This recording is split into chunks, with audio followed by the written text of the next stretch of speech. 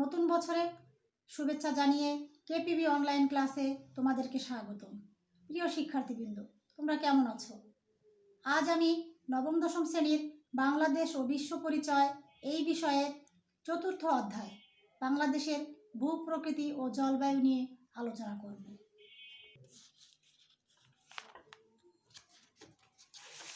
বাংলাদেশের ভূপ্রকৃতি ও জলবায়ু। বাংলাদেশ পৃথিবীর অন্যতম বৃহত্তম একটি বদ্বীপ। সমগ্র বাংলাদেশ সামান্য পাহাড়ি অঞ্চল, সীমিত উচ্চভূমি এবং নদীবিধৌত এক বিস্তীর্ণ সমভূমি নিয়ে গঠিত। এদেশের ভূপ্রকৃতি নিচু ও সমতল। বাংলাদেশের জলবায়ু মোটামুটি সমভাবাপন্ন। জলবায়ুর উপর মৌসুমী বায়ুর প্রভাব খুব বেশি, তাই বছরের বিভিন্ন সময় আমরা বিভিন্ন ঋতুর আগমন লক্ষ্য করে থাকি। বিভিন্ন ঋতুতে এদেশের জলবায়ুর তারতম্যের কারণে আমরা কখনো গরম আবার কখনো শীত অনুভব করি। জলবায়ুর কারণে প্রচুর বৃষ্টিপাত হয়, ফলে অতিবৃষ্টি, অকাল বন্যা, জলোচ্ছ্বাস প্রভৃতি মানুষের জীবনকে প্রভাবিত করে।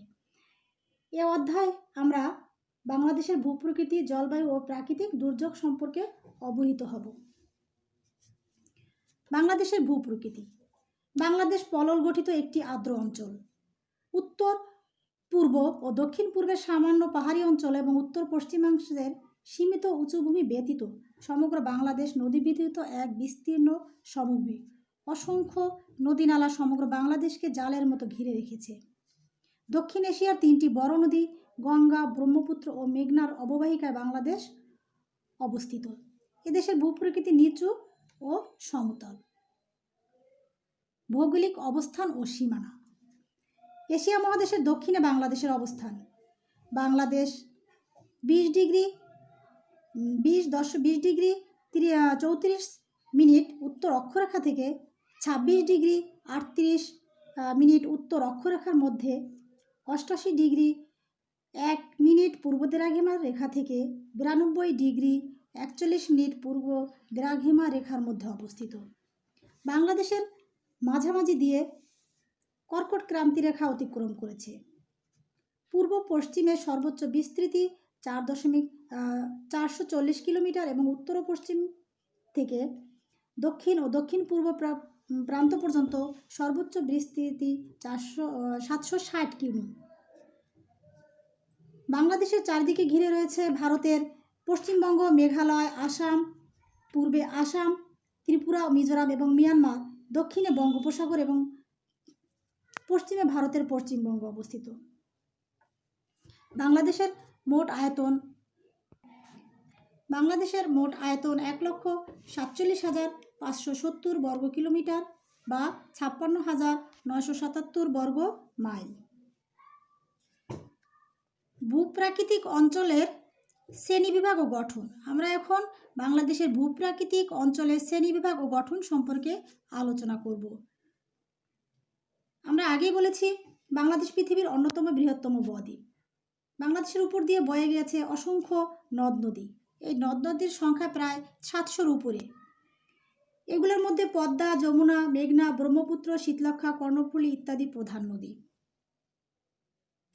বাংলাদেশের ভূখণ্ড উত্তর থেকে দক্ষিণের দিকে ক্রমশ ঢালু হয়ে অবস্থিত, ফলে এসব নদ নদী ও উপনদী ও শাখা নদীগুলো উত্তর দিক থেকে দক্ষিণে বঙ্গোপসাগর অভিমুখে প্রবাহিত হয়েছে। প্রিয় শিক্ষার্থীবৃন্দ, বদ্বীপ কি? তোমাদের মনে প্রশ্ন জাগতে পারবে, বদ্বীপ কি?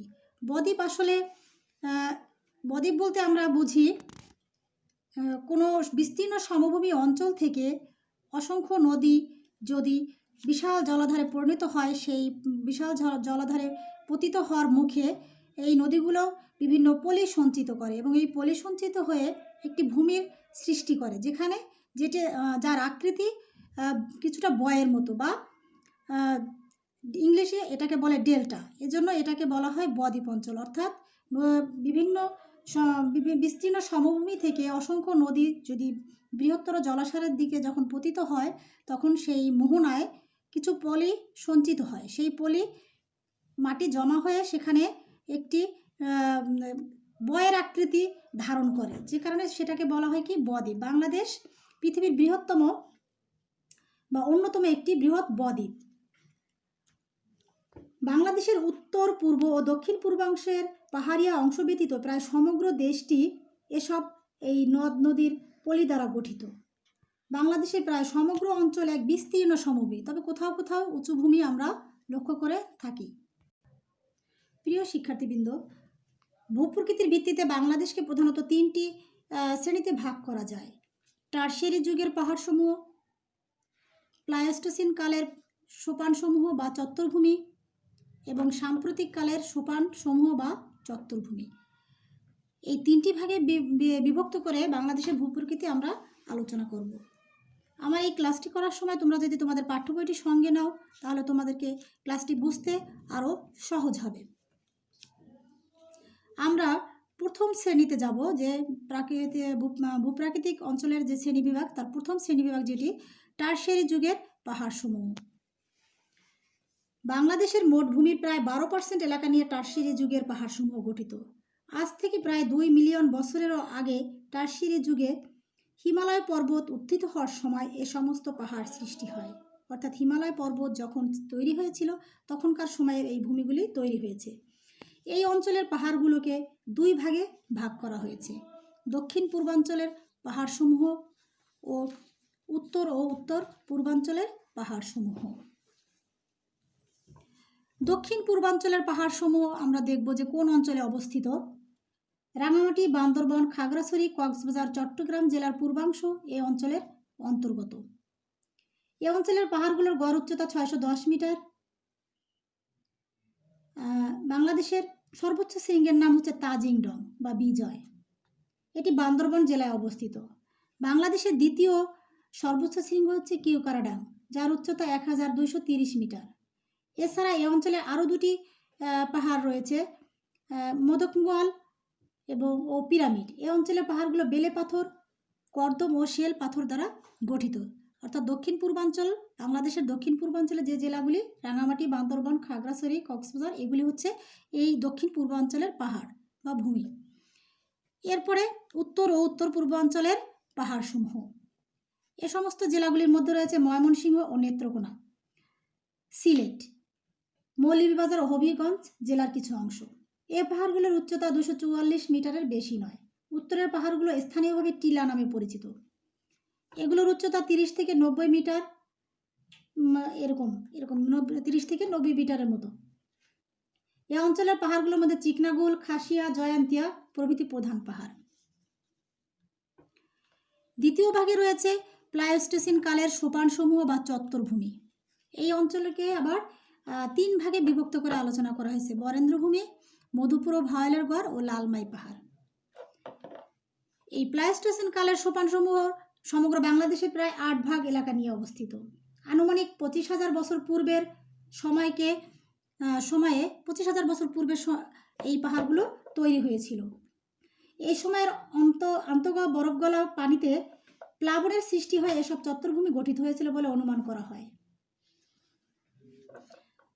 নওগাঁ, রাজশাহী, বগুড়া, জয়পুরহাট, রংপুর, দিনাজপুর জেলার অংশবিশেষ নিয়ে এই প্লাইস্টোসিন কালের সোপানসমূহের বরেন্দ্রভূমি গঠিত।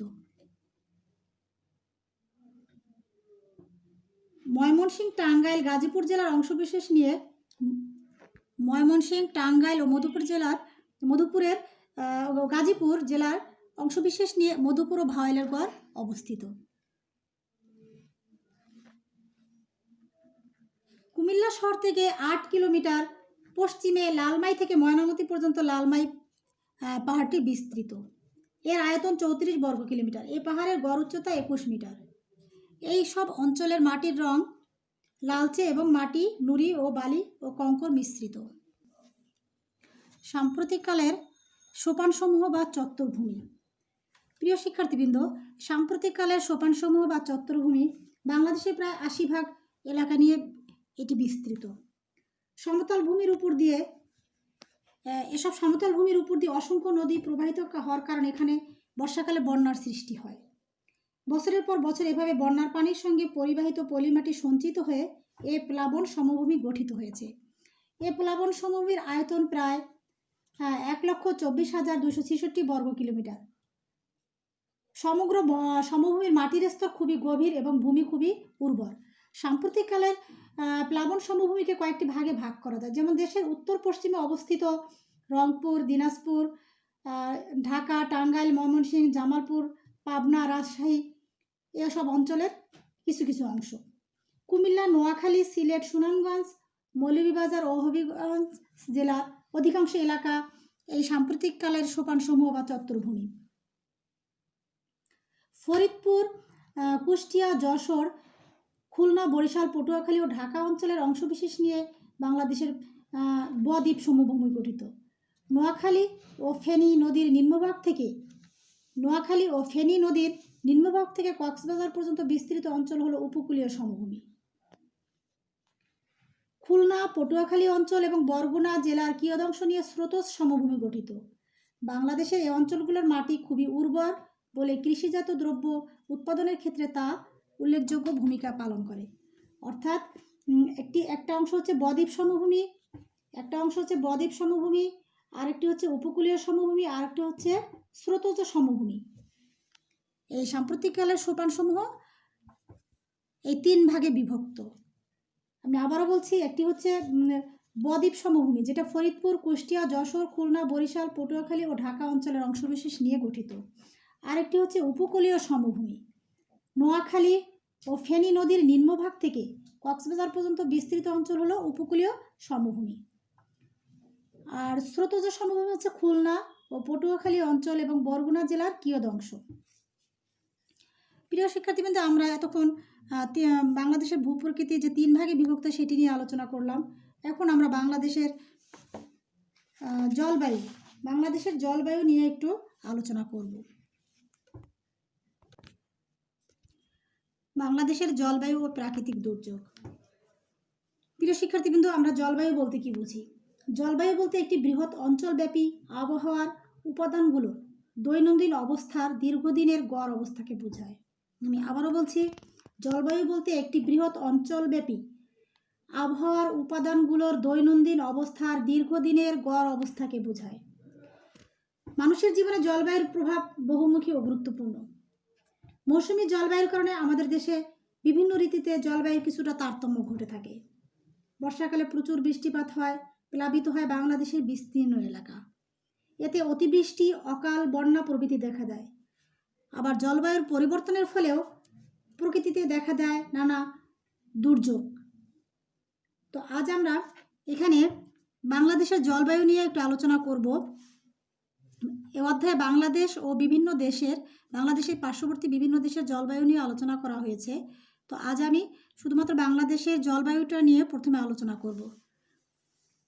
বাংলাদেশের জলবায়ু মোটামুটি উষ্ণ, আর্দ্র ও সমভাবাপন্ন। অর্থাৎ প্রকৃতি এখানে কখনোই অতিরিক্ত বা অতি বিরূপ আচরণ করে না আমাদের সাথে। প্রকৃতি সহনীয় বা সমভাবাপন্ন। আমাদের দেশে অতিরিক্ত শীতও নয়, আবার অতিরিক্ত গরমও নয়, আবার অতিরিক্ত বৃষ্টিও নয়। আবহাওয়াগত কারণে আমরা একটি ভালো অবস্থানে বা ভূপ্রাকৃতিকভাবে আমরা একটি ভালো অবস্থানে রয়েছি। মৌসুমী জলবায়ুর প্রভাবে এখানে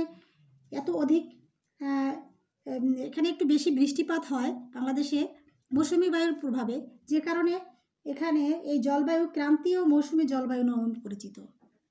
অর্থাৎ একটু বেশি বৃষ্টিপাতের কারণে বাংলাদেশের প্রকৃতিতে আমাদের এই অঞ্চলের জলবায়ুকে ক্রান্তীয় মৌসুমী জলবায়ু নামে অভিহিত করা হয়। দক্ষিণ এশিয়ার সামগ্রিক জলবায়ুর সাথে সামঞ্জস্যপূর্ণভাবে বাংলাদেশে বছরে ভিন্ন বৈশিষ্ট্যের কারণে 6টি ঋতু লক্ষ্য করা যায়, যেমন গ্রীষ্ম, বর্ষা, শরৎ, হেমন্ত, শীত ও বসন্ত। ঋতুভেদে জলবায়ুর কিছুটা তারতম্য হয়, কিন্তু কখনো এটি অন্যান্য শীতপ্রধান বা গ্রীষ্মপ্রধান দেশের মতো চরম ভাবাপন্ন হয় না। বাংলাদেশের জলবায়ুর বৈশিষ্ট্যের ভিত্তিতে 6টি ঋতুকে প্রধান 3টি ঋতু হিসেবে দেখানো যায়। এগুলো নিচে আলোচনা করলাম। অর্থাৎ আমরা 6টি ঋতু ঠিকই লক্ষ্য করি, কিন্তু এগুলোকে প্রধানত জলবায়ুর বৈশিষ্ট্যের ভিত্তিতে এখানে 3টি ঋতু হিসেবে দেখানো যেতে পারে। শীতকাল। প্রতি বছর নভেম্বর থেকে ফেব্রুয়ারি মাস পর্যন্ত বাংলাদেশে শীতকাল। এ সময় সূর্য দক্ষিণ গোলার্ধে থাকায় বাংলাদেশে এর রশ্মি তির্যকভাবে পড়ে এবং উত্তাপের পরিমাণ যথেষ্ট কমে যায়। শীতকালীন সর্বোচ্চ ও সর্বনিম্ন সর্বোচ্চ তাপমাত্রা থাকে 29 ডিগ্রি এবং সর্বনিম্ন 11 ডিগ্রি সেলসিয়াস। বাংলাদেশের সবচেয়ে শীতলতম মাস হচ্ছে জানুয়ারি। এ মাসের গড় তাপমাত্রা 17.7 ডিগ্রি সেলসিয়াস। তবে বাংলাদেশের এই শীতকালে বিভিন্ন কিছু কিছু জেলার তাপমাত্রা আরও কমে যায়, তবে গড় তাপমাত্রা হচ্ছে 17.7 ডিগ্রি সেলসিয়াস। গ্রীষ্মকাল মার্চ থেকে মে মাস পর্যন্ত বাংলাদেশে গ্রীষ্মকাল। এটি দেশের উষ্ণতম ঋতু। এই ঋতুতে সর্বোচ্চ তাপমাত্রা 38 ডিগ্রি সেলসিয়াস, সর্বোচ্চ 38 ডিগ্রি সেলসিয়াস এবং সর্বনিম্ন তাপমাত্রা 21 ডিগ্রি সেলসিয়াস পর্যন্ত হয়ে থাকে। তবে গড় হিসাবে উষ্ণতম মাস হচ্ছে এপ্রিল। এ সময় সামুদ্রিক বায়ুর প্রভাবে দেশের দক্ষিণ থেকে উত্তর দিকে তাপমাত্রা ক্রমান্বয়ে বেশি থাকে। এপ্রিল মাসের গড় তাপমাত্রা কক্সবাজারে 27.64 ডিগ্রি সেলসিয়াস, নারায়ণগঞ্জে 28.66 ডিগ্রি সেলসিয়াস এবং রাজশাহীতে 30 ডিগ্রি সেলসিয়াস থাকে। গ্রীষ্মকালে সূর্য উত্তর গোলার্ধের কর্কট ক্রান্তি রেখার নিকটবর্তী হওয়ায় বায়ুর চাপের পরিবর্তন হয় এবং বাংলাদেশের উপর দিয়ে দক্ষিণ পশ্চিম মৌসুমী বায়ু প্রবাহিত হতে থাকে। একই সময়ে পশ্চিম ও উত্তর পশ্চিম দিক থেকে শুষ্ক ও শীতল বায়ু প্রবাহিত হয়। এর ফলে এক ধরনের ঝড়ের সৃষ্টি হয়। এ ঝড়কে কালবৈশাখী ঝড় বলা হয়। এছাড়া এপ্রিল ও মে মাসে বঙ্গোপসাগরে সৃষ্ট নিম্নচাপসমূহের কারণে বাংলাদেশের উপকূলীয় অঞ্চল প্রায়শই বিভিন্ন ঘূর্ণিঝড়ে আক্রান্ত হয়। এরকম একটি ঘূর্ণিঝড় আমাদের দেশে হয়েছিল 1991 সালে 29 এপ্রিল। এ ঝড়ে তখন বাংলাদেশে ব্যাপক প্রাণহানি এবং মানুষের সম্পদ নষ্ট হয়েছিল। এরপর আসি বর্ষাকাল। বাংলাদেশের জুন হতে অক্টোবর মাস পর্যন্ত বর্ষাকাল। জুন মাসের শেষ দিকে মৌসুমী বায়ুর আগমনের সাথে সাথে বাংলাদেশে বর্ষাকাল শুরু হয়। এ সময় সূর্য বাংলাদেশের উপর লম্বভাবে কিরণ দেওয়ায় এখানে অতিরিক্ত তাপ অনুভূত হওয়ার কথা, কিন্তু এ ঋতুতে অধিক বৃষ্টিপাত হয় বলে তাপমাত্রা যেরূপ বৃদ্ধি পাওয়ার কথা সেরূপ বৃদ্ধি পায় না। বাংলাদেশের মোট বৃষ্টিপাতের 4 ভাগ বৃষ্টিপাতই বর্ষাকালে হয়ে থাকে, অর্থাৎ বাংলাদেশের মোট বৃষ্টির 4 ভাগই বর্ষাকালে হয়ে থাকে। বাংলাদেশের বর্ষাকালে মৌসুমী বায়ুর প্রভাবে প্রচুর বৃষ্টি হয়। এ ঋতুতে পর্বতের পাদদেশে এবং উপকূলীয়বর্তী অঞ্চলের কোথাও 200 সেন্টিমিটার এর কম বৃষ্টিপাত হয় না। সিলেটের পাহাড়িয়া অঞ্চলে 340 সেন্টিমিটার, পটুয়াখালীতে 200 সেন্টিমিটার, চট্টগ্রামে 250 সেন্টিমিটার এবং রাঙামাটি অঞ্চলে 280 সেন্টিমিটার এবং কক্সবাজারে 320 সেন্টিমিটার বৃষ্টিপাত হয়ে থাকে। প্রিয় শিক্ষার্থীবৃন্দ, এতক্ষণ আমরা বাংলাদেশের ভূপ্রকৃতি, এর ভৌগোলিক অবস্থান ও সীমানা এবং ভূপ্রাকৃতিক অঞ্চলের শ্রেণীবিভাগ নিয়ে আলোচনা করলাম।